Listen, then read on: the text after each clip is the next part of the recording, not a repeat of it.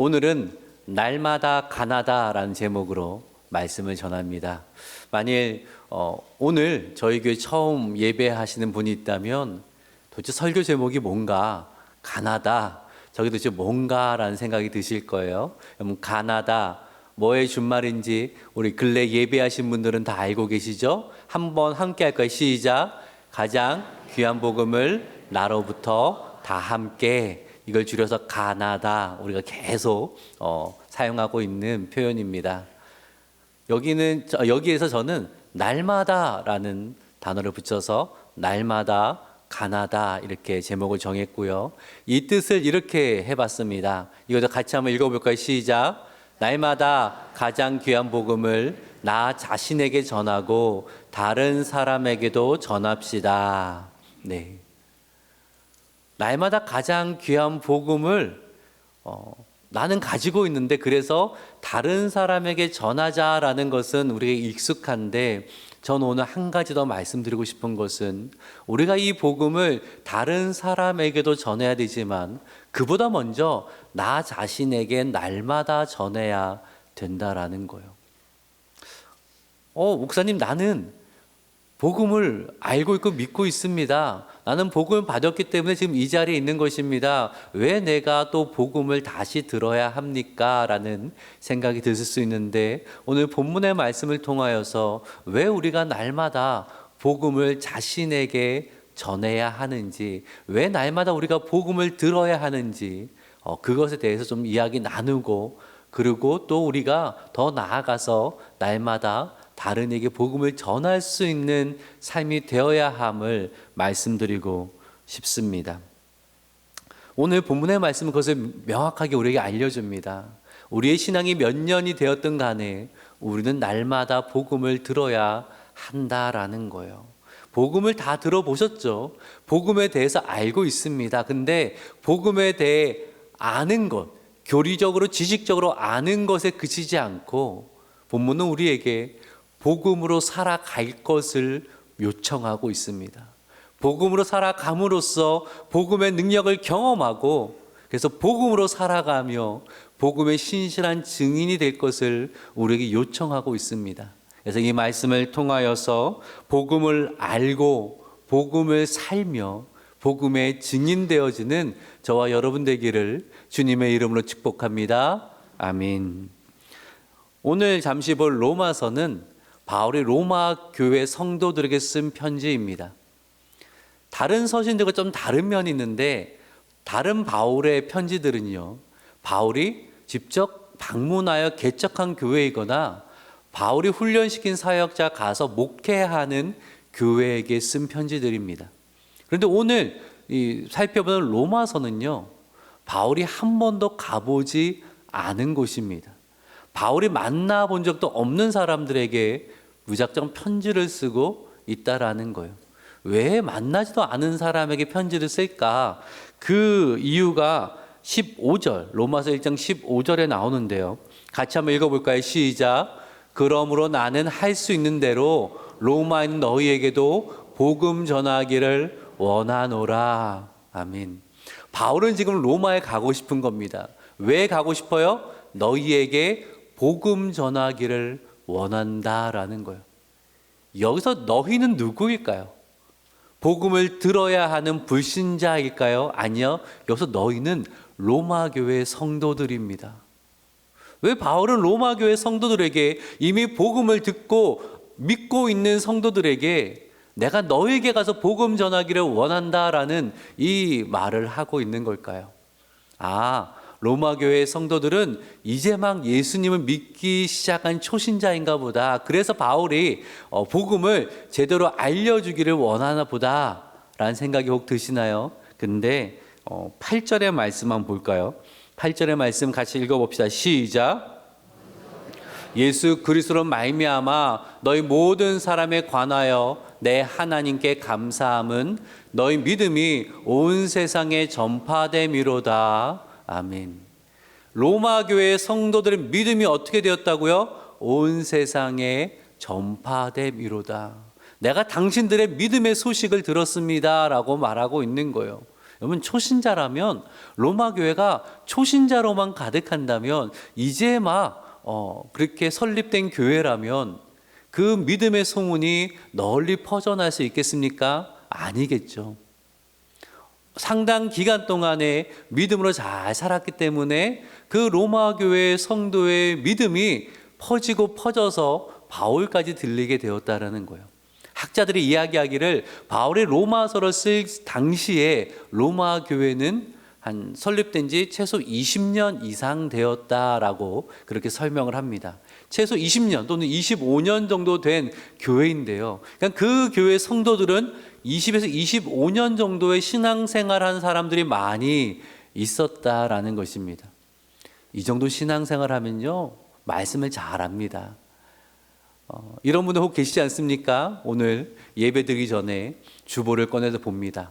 주보를 봐서 오늘 말씀 본문은 이거고 제목은 이거구나 라고 하면 오늘은 목사님이 대략 어떤 말씀 하시겠다 머릿속으로 그려지는 분들이 있습니다. 그렇죠? 오랫동안 20년 이상 말씀을 듣다 보니까 목사님은 제목만 봐도 오늘은 이런 설교를 하시겠네 라는 생각이 들 정도로 아주 실력이 있어지는 겁니다. 또 20년, 한교에서 20년 이상 봉사한 분들은요, 얼마나 잘하시는지 모릅니다.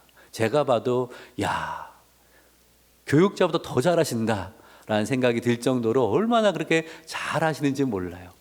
자, 지금 바울은요, 이러한 성도들에게 20년 이상 믿음을 지키면서 또 20년 이상 참 좋은 믿음을 가지고 소문을 내면서 어려운 시기에 교회를 잘 지켜온 그 성도들에게 뭐라고 말하냐면, 내가 당신들에게 가서 복음을 전하고 싶습니다. 당신들은요, 다시 복음을 들어야 합니다. 이렇게 말을 하고 있는 거예요. 왜 그런가? 바울이 로마교회 성도들의 신앙을 무시하는 것이 아니라 그 이유가 16절에 나와 있어요. 16절을 같이 한번 읽어볼까요? 시작. 부끄러워하지 아니하노니 이 복음은 모든 믿는 자에게 구원을 주시는 하나님의 능력이 됨이라. 먼저는 유대인에게요, 그리고 헬라인에게로다. 아멘. 자, 바울은 뭐라고 말하고 있냐면, 내가 복음을 부끄러워하지 않습니다 라고 말하고 있어요. 왜 이 이야기를 갑자기 하는 걸까요? 내가 복음을 부끄러워하지 않습니다. 이 말은 즉 어떤 상황들이 펼쳐지고 있다는 거예요? 많은 성도들이 복음을 부끄러워하고 있다는 거예요. 로마 교회 성도들 가운데 복음을 부끄러워하는 듯한 삶을 살고 있는 이들이 많이 있다라는 것입니다. 그 상황은 이해가 됩니다. 로마 사람들이 보기에 예수님의 복음, 예수의 복음은 어떤 겁니까? 로마의 피제국이 작고 약한 이스라엘에서요, 이름도 들어보지 못한 나사렛이라는 아주 작은 시골에서 자라난 청년 예수의 이야기입니다. 로마 사람들이 보기에는 그 예수가 뭔가 이스라엘 내에서 큰 일을 할 듯 싶었는데 어떻게 됐어요? 십자가에 처형되었습니다. 그의 제자들은 예수님이 다시 부활했다라고 이야기를 하고 다니는데, 죽은 자가 3일 만에 부활한다? 말이 안 된다라고 생각을 했을 것입니다. 아니, 기독교 그렇게 괜찮은 종교라면 예수의 도를 따르는 사람들은 어떤 삶을 살고 있는가 봤더니요, 그렇게 잘난 사람이 별로 없는 겁니다. 매맞고 감옥 가도 저항하지 못하고 너무 힘들어 토굴로 숨어서 예수 믿고 있는 그 사람들의 비천한 모습을 보면서 로마 사람들이 생각해 예수 그리스도 십자가의 복음이라는 것은 미련해 보이고 시대에 뒤처진 것 같고 아무런 매력이 없는 그러한 복음이라는 거예요. 그러한 상황 속에서 이 로마의 성도들도 자신 있게 복음을 이야기하고 자신의 신앙을 자신 있게 드러내는 삶을 살고 있지 못하고 있었다라는 거예요. 그런 이들을 향하여서 바울은 내가 당신들에게 가서 복음을 다시 들려주고 싶습니다. 그 말씀을 지금 하고 있는 겁니다. 어쩌면 이 로마 성도들의 이 삶이, 그 시대적 분위기가 오늘날 우리의 분위기가 비슷하지 않나라는 생각을 하게 됩니다. 물론 우리가 1세기 성도들처럼 예수 믿는다고 감옥에 가거나 매를 맞거나 뭐 죽음에 이르는 그런 일은 없습니다. 근데요, 점점 사회적 분위기가 반기독교적 분위기로 흘러가는 것을 우리는 보게 됩니다. 우리 어르신들이 기억하시죠? 옛날에는요, 복음 이야기하면 사람들이 귀를 듣고 와서 들었습니다. 캠퍼스가 전도하면요, 대학생들이 머물러서 복음을 듣고 회심한 일들이 많이 일어났거든요. 주일학교, 여름 성경학교, 뭐 겨울 성경학교 한다고 하면 동네들이 다 몰려와서 그렇게 부쩍대면서 성경학교를 했습니다. 근데 지금은요, 말을 들으려고 하지 않습니다. 복음 이 질을 전도지를 들려주려고 해도 받으려 하지 않습니다. 받으면요, 얼마 못 가 쓰레기로 그냥 길거리에 버려버립니다. 기독교가요, 점점 사람들에게 비호감 종교가 되고 있어요. 2023년 통계에 따르면 우리나라 국민들의 이 종교에 대한 호감도 조사를 했는데 기독교에 대한 호감도가 33%래요. 그나마 22년에 1% 오른 거라고 합니다. 무슨 말이에요? 우리나라 사람들 10명 중 7명은 기독교에 대한 호감을 가지고 있지 않다라는 거, 즉 비호감으로 느껴진다라는 거예요. 물론 타일 종교와 시대에 종교에 대한 호감도가 떨어지는 건 사실입니다. 근데요, 불교와 카톨릭은 그래도 50%는 넘어요, 호감도가. 근데 기독교는 33% 정도밖에 되지 않는다라는 거예요. 뭐 젊은 세대로 가면 더 합니다. 근래 발표된 2025 Z세대 트렌드와 한국 교회라는 책에 따르면요, Z세대로 불리는 17세부터 28세까지의 그 사람들에게 물어봤습니다. 교회에 대해 어떻게 생각을 하는가? 10명 중에 8명은 교회를 신뢰하지 않는다고, 나는 기독교를 택하지 않을 거라고 그렇게 말을 한다라고 합니다. 점점 이런 현상들이 심화되고 있습니다. 우리가 전하는 것이 매력적으로 들리지 않기 때문이기도 합니다. 뭐 천국에 대해서 이야기하면 당신 가본 적 있냐라고 물어보고, 지옥에 가서 이야기하면 왜 그런 말을 하냐고 성을 내고, 오직 예수만 구원의 길이라고 이야기하면 어떻게 그렇게 편협하냐고 그렇게 그런 말을 듣습니다. 또 교회가, 또 성도가 보인 참 비상식적인 모습 때문에, 성숙하지 못한 모습 때문에 사람들은 일부 그런 모습을 보고 교회를 판단하기도 합니다. 여러 요인이 복합하여서 정말 요즘 나는 기독교인입니다 라고 자신 있게 드러내고 싶지 않아 하는 분들이 많이 있습니다. 교회에서는 이렇게 열심히 함께 찬양하지만 삶으로 자리로 돌아가면, 직장으로 가면 나의 기독교적인 색채를 드러내지 않으려고 애쓰는 그런 모습들도 보게 된다라는. 그러니 예수 그리스도의 복음을 자랑한다, 참 힘든 시대 아닙니까? 그렇게 말씀들을 하실 겁니다. 맞습니다. 참 힘든 시대입니다. 힘든 시대입니다. 대놓고 복음을 이야기하고 복음을 드러내기가 참 어려운 시대를 우리는 살아가고 있습니다. 근데요, 그것이 예수님 앞에 핑계가 될 수 있을까요? 누가복음 9장 26절의 말씀 우리 같이 한번 읽어볼까요? 시작.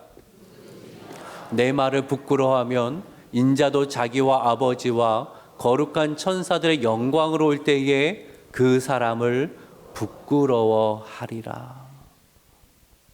우리 주님이 하신 말씀이에요. 너희가 나와 내 말을 부끄러워하면, 예수님과 예수님 말씀이 무엇입니까? 복음이잖아요. 너희가 복음을 부끄러워하면 마지막 날에 나도 너희를 부끄러워할 것이다. 한번 입장 바꿔 생각을 해보세요. 내가 정말로 사랑하는 사람이 있습니다. 그 사람을 위해서라면 내가 모두 다 아끼지 않았어요. 근데 그 사람은요, 나를 부끄러워하는지 사람들 앞에서 내 얘기는 전혀 하지 않아요. 나를 숨기려 하는 것 같아요. 그럼 그 마음이 어떠하겠습니까? 우리가 복음을 부끄러워하는 삶을 살아간다면 이 사회가 이러하기 때문에 우리가 복음을 드러내지 아니하고 복음을 감추고 살아간다면 하나님의 마음, 나를 위해 십자가 피 흘리신 주님의 마음이 어떠하실까? 라는 생각이 이 말씀을 묵상하며 들더라고요. 나는 마지막 때 하나님 앞에 섰을 때에 하나님이 기뻐하시고 하나님이 자랑스러워할 그런 삶을 살고 있는가? 아니면 이 오늘 이 누가복음의 주님 말씀처럼 정말 하나님이 부끄러워하실 만한 그러한 삶을 살고 있는가? 사랑하는 여러분, 여러분은 무엇을 자랑하고 무엇을 부끄러워하십니까? 무엇을 자랑하고 무엇을 부끄러워하고 계십니까? 혹시 세상의 것은 많이 자랑하고 계신데 복음은 부끄러운 것이냐 감추고 있지는 않습니까? 그렇다면 반대로 된 거죠. 우리는 복음을 자랑해야 되는 사람들인데 세상의 것을 자랑하는 사람들이 아니라 십자가의 복음을 자랑해야 되는 사람들인데 거꾸로 살아가고 있다면 하나님께 너무나 죄송한 삶이 아닙니까? 오늘 말씀을 보면서 다시금 그리스도의 복음을 자랑하는 그 신앙이 회복되기를 주님의 이름으로 축복합니다. 아멘. 자, 그러면 복음을 자랑할 수 있는 그러한 신앙을 좀 바뀌고 싶은데 그렇잖아요. 여러분 중에서 나는 복음이 정말 깊숙이 부끄럽습니다 하실 분은 없어요. 근데 아이고 정말 이런 시대를 살아가다 보니까 참 그러지를 못하네요 하는 분들이 태반일 거예요. 어떻게 바울과 같은 삶을 살아갈 수 있을까? 오늘 본문을 보니까 두 가지를 우리에게 말씀을 합니다. 첫 번째는 뭐라고요? 복음으로 살라라는 거예요. 복음에 대해 아는 것에 그치지 말고 복음으로 살아가십시오라고 말씀하고 있습니다. 바울은 복음을 부끄러워하지 않는다라고 했어요. 바울은 그러면 복음 때문에 이익을 많이 봐서 복음 때문에 가진 복이 많아서 봐라, 내가 이만큼을 얻었다, 이만큼은 성공했다, 그렇기 때문에 복음을 부끄러워하지 않는다고 했을까요? 아니요. 바울은 복음 때문에 참 많은 고난을 받았어요. 복음 때문에 돌로 쳐 죽임을 당할 뻔한 적도 있었어요. 복음 때문에 유대 사회에서 변절자 취급을 받았어요. 많은 학자들의 이야기에 따르면 바울은 복음을 믿은 이후에 가족들로부터 버림받았다고 이야기를 합니다. 바울은 복음 때문에 참 많은 것을 잃어버렸어요. 근데 바울은 여전히 나는 복음을 부끄러워하지 않습니다. 복음을 부끄러워하지 않는다는 무슨 말입니까? 복음은 나에게 가장 귀한 것입니다. 세상 그 어떤 것보다 복음은 나에게 가장 귀한 것입니다 라고 말하고 있다라는 거예요. 왜 그런가? 16절의 말씀을 다시 볼게요. 16절 말씀 다시 읽어봅시다. 시작. 내가 복음을 부끄러워하지 아니하노니 이 복음은 모든 믿는 자의 구원을 주시는 하나님의 능력이 됨이라. 아멘. 바울은 이야기합니다. 내가 복음을 부끄러워하지 않는 첫째 이유는 이 복음이 하나님의 능력됨을 알기 때문입니다. 하나님의 능력을 부끄러워할 사람이 어디 있습니까? 하나님의 능력을 경험하며 그 능력을 자랑하지 않을 사람이 어디 있겠습니까? 바울은 말합니다. 나는 하나님의 능력을 경험하고 있기에 이 복음을 자랑할 수밖에 없습니다. 다시 말해 바울은 무슨 얘기를 하는 거냐면요, 복음을 부끄러워한 진짜 이유가 뭔지 아십니까? 이 사회의 분위기 때문이 아닙니다. 여러분의 상황이 복음을 부끄럽게 하는 것이 아닙니다. 여러분의 삶에서 복음의 능력을 경험하지 못하고 있기 때문에, 하나님의 능력을 경험하지 못하고 있기 때문에 여러분은 복음을 부끄러워하고 있는 것입니다. 그래서 내가 여러분에게 가서 복음을 알려주고 싶고 이 복음으로 살아내어서 복음의 능력을 경험하게 하고 싶은 겁니다. 그 말씀을 하고 있다라는 거예요. 복음에 대해서는 알지만 매일의 삶에 복음으로 살지 못하는 신앙을 지적하고 있는 것입니다. 이렇게 한번 예를 들어볼까요? 제가 미국 유학 생활을 하다가 중대한 결정을 해야 될 때가 있었습니다. 그래서 미국에 남아서 미국 한인교회, 이민교회를 섬길 것인가 아니면 이제 한국으로 돌아가서 한국교회를 섬길 것인가 기도하면서 고심하면서 결단을 했습니다.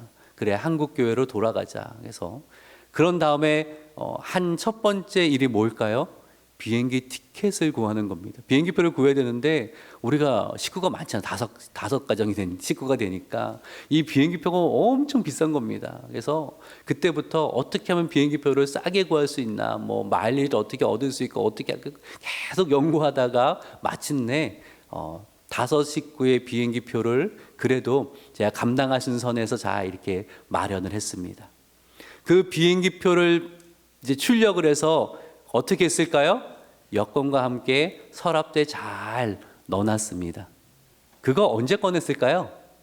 네, 출국일이 얼마 남지 않았을 때, 짐을 쌀 때에 그 티켓 그때 꺼냈습니다. 왜요? 미국 생활하는데 그 티켓이 그렇게 필요하지 않거든요. 한국 갈 때 필요한 티켓이거든요. 그렇지 않아요? 이 시대 많은 성도들이요, 복음을 그렇게 생각을 합니다. 복음을 그렇게 대합니다.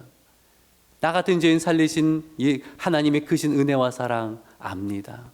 너무 감사합니다. 감격합니다. 이제 나는 천국 갈 수 있음을 알고 있습니다. 이 복음을 근데 어떻게 해요?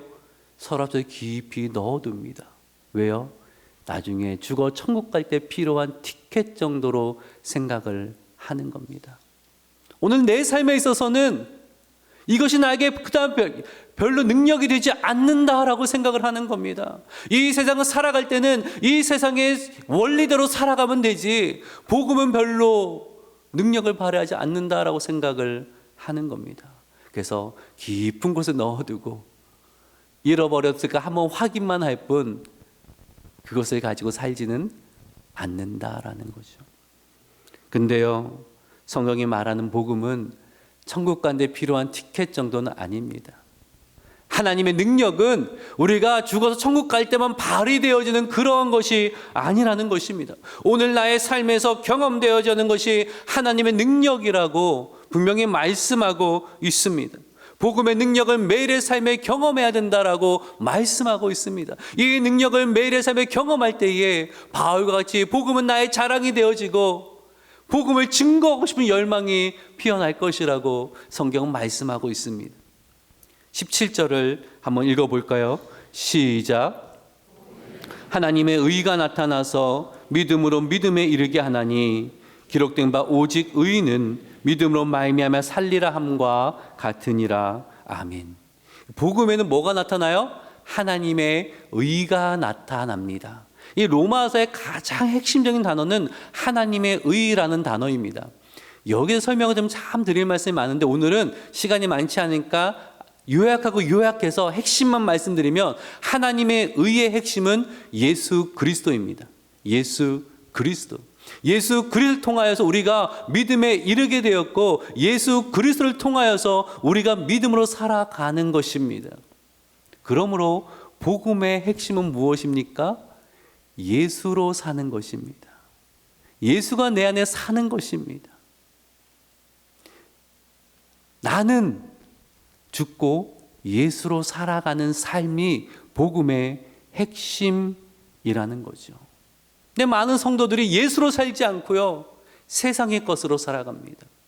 세상의 것으로 살다 보니까 세상의 능력을 경험합니다. 그러니 세상의 것을 자랑합니다. 그러면 신앙생활은 뭐가 됩니까? 천국 가는 것은 티켓 갖고 있으니까 하나님 이 세상 사는 동안에 나에게 복을 더 주시옵소서. 무엇을 자랑합니까? 세상의 복을 자랑합니다. 세상의 복을 자랑하는 겁니다. 하나님 안 믿는 사람도 세상의 복 자랑하고 하나님 믿는 사람도 세상의 복만 자랑합니다. 신앙은 그런 게 아니죠. 예수로 살아갈 때에, 그분의 말씀으로 살아갈 때에, 그분의 주인 되는 삶을 살아갈 때에 그때 예수의 능력, 하나님의 능력, 복음의 능력을 경험하게 되는 것입니다. 세상으로 살아가는데 무슨 하나님의 능력을 경험합니까?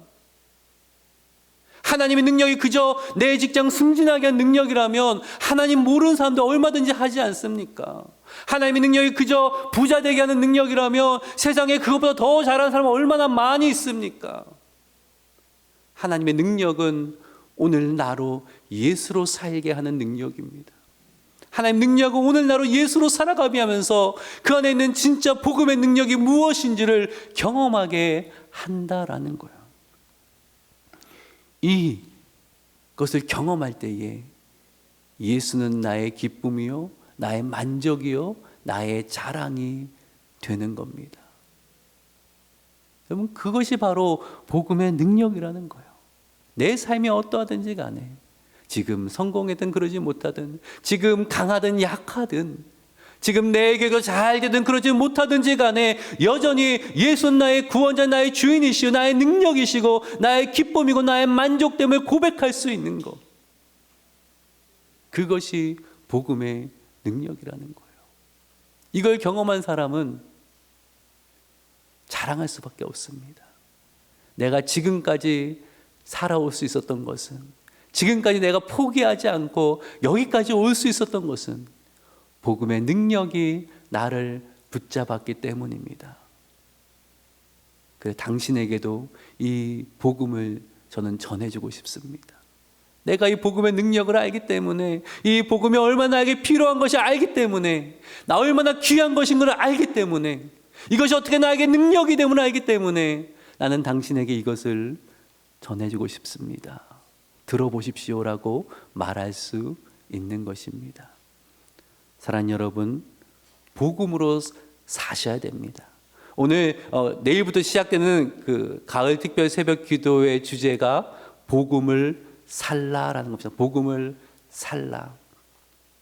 제가 가을 특별 새벽 기도에 기도하면서 무엇을 말씀을 나눌까 이렇게 곰곰이 묵상을 하다가 이번 주제가 가장 귀한 복음을 나로부터 다 함께인데, 정말 이 복음이 나에게 귀한 것이 되어야 될 텐데, 그렇죠? 정말 귀한 것이 되어야 될 텐데 우리가 복음을 다시 한번 이야기를 하고 그 복음을 살아가는 게 무엇인가를 우리가 함께 고민하고 기도해 봐야겠다. 자신 있게 복음으로 살아야 됩니다. 여러분, 복음을 들어보십시오라고 말할 수 있는 그러한 삶을 우리가 먼저 살아가야 되지 않을까. 그 고민 가운데 복음을 살라라는 이 주제를 정하게 됐습니다. 지난주에 제가 말씀을 드렸었는데 저기 팔복동의 신천지 본부에 이만희 총재가 왔잖아요. 영상도 봤지만 그 근교 사역하시는 목사님 이야기를 들어보니까 얼마나 환호를 치고 시끄러운지 예배를 드릴 수 없을 정도로 참 그렇게 사람들이 흥분해서 막 소리를 치고 환호를 하고 그랬다는 거예요. 누군 그런 말 하더라고요. 참 어떻게 거기에 서 있을까요? 그럼 거기에 서 있으면 내가 신천지라는 것이 다 드러날 텐데 사람들이 거기 쫙 서 있더라는 거예요. 왜 서 있겠어요? 이만이라는 그들에게는 분이죠. 뭐라고 부르는지 모르겠지만 어쨌든 너무 귀하니까, 너무 소중하니까, 이 세상 그 무엇보다 더 소중하니까 그 앞에 나와서 깃발을 흔들면서 환호하면서 그러고 있었던 거 아닐까요? 우리에게 예수님은 어떠합니까? 우리에게 예수님, 나에게 진짜 생명을 주신 예수님, 그 복음은 나에게 어떤 것입니까? 사랑하는 여러분, 그 복음을 알고 경험함으로 복음이 저와 여러분의 가장 귀한 것이 되기를 주님의 이름으로 축복합니다. 아멘. 한 가지만 더 짧게 말씀을 드리면, 두 번째, 바울은 이렇게 말합니다. 기도하고 전하십시오라고 합니다. 오늘 로마서 1장 9절 말씀 같이 한번 읽어볼까요? 시작. 복음 안에서 내 심령으로 섬기는 하나님이 나의 증인 되시거니와 항상 내 기도에 쉬지 않고 너희를 말하며. 바울이 로마 성도를 향해서 어떻게 하고 있다고요? 쉬지 않고 기도하고 있다라는 거예요. 로마 성도들은 바울을 한 번도 보지 못한 사람들이에요. 그런데도 그들이 왜 기도하고 있어요? 그들의 삶이 변화되어지기를 기도하고 있어요. 가서 복음을 전하기를 기도하고 있어요. 왜 그러는 거예요? 복음의 능력을 믿기 때문에. 복음의 능력을 믿기 때문에. 지금 로마로 가는 것은 불가능해 보이지만 하나님 나에게 기회 주시면 가서 전할 때에 복음의 능력이 놀랍게 역사할 것을 알기에 바울은 계속 기도하고 있었다라는 거예요.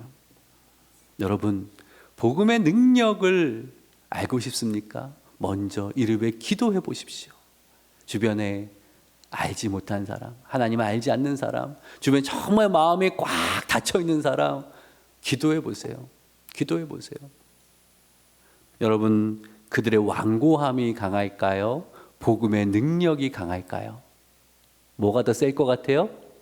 복음의 능력이 셀 줄로 저는 믿습니다. 아멘이시죠? 제가요, 제 장인어른 구원을 위해서 14년 정도 기도한 것 같아요. 14년 정도. 사위가 목사니까 교회 갈 거라 약속을 하셨는데 그렇게 안 가시는 거예요. 아무리 저기 해도 잘 안 가시고, 그렇다고 뭐 억지로 뭐 할 수가 있습니까? 그러다가 장모님이 이제 일찍 돌아가셨어요. 그건 더 마음에 좀 절망이 들더라고요. 장모님도 안 계시면 장인어른이 교회 더더욱 가실까? 참 더 힘들어지겠네라는 생각이 들었는데, 장모님이 돌아가시고 그 돌아온 주일부터 지금까지 한 번도 빠지지 않고 교회에 열심히 나가세요. 그리고 요즘 통화하면 그런 말씀하세요. 지목사, 내가 기도하고 있어. 내가 열심히 기도하고 있어. 그렇게 말씀하시면 얼마나 감사한지 모릅니다. 복음의 능력은 이런 것이구나. 내 생각으로는 참 힘들 것 같다 했는데 복음은 이렇게 역사하는구나라는 것을 알게 되는 거죠. 어떻게 알아요? 기도할 때 아는 거예요. 기도할 때, 역사할 때 그때 알게 되는 거예요. 그러니 우리는 기도하고 복음을 전하고 복음이 전해지는 곳에 인도해야 되는 것입니다. 그래야 경험하는 거죠. 복음의 능력이 이런 것이구나. 저는 다음 주일을 위해 기도하면서 소망하면서, 하나님, 우리가 예배하는 이 현장이 복음의 능력이 경험되어지는 놀라운 은혜의 현장 되게 하여 주시옵소서라고 기도합니다. 복음을 전하는 자나 복음을 듣는 자나 복음의 능력이 어떠함을 우리가 알게 되어지고, 그로 인해서 하나님을 찬양하는 축제의 장이 되게 하여 주시옵소서, 이렇게 기도하고 있습니다. 말씀을 정리를 하죠. 바울과 같이 복음을 부끄러워하지 않는 그리스도인이 되기를 소망합니다. 왜냐하면 복음은 하나님의 능력이 되기 때문입니다. 우리 두 가지를 말씀을 드렸죠. 첫 번째 같이 읽어보세요. 시작. 복음을 교리적으로 아는 것에 그치지 말고 복음으로 살아야 합니다. 여러분, 복음으로 사는 자가 되십시오. 예수로 사는 자가 되십시오. 그래서 날마다 복음을 내 삶에 적용을 시키고 그 복음으로 살아감을 통하여서 이것이 어떻게 능력이 되는가를 알아가셨으면 좋겠습니다. 2번도 같이 읽어볼까요? 시작. 복음의 능력을 믿고 기도하고 전하시기 바랍니다. 그때 하나님은 어떻게 역사하시는지, 어떻게 구원을 베푸시는지 우리는 경험하게 될 것입니다. 오늘 말씀을 꼭 기억하심으로 날마다 복음의 능력을 경험하고, 복음이 그래서 나에게 가장 귀한 것 되어서 날마다 복음을 자랑하는 저와 여러분 되기를 주님의 이름으로 축복합니다. 아멘. 기도합니다.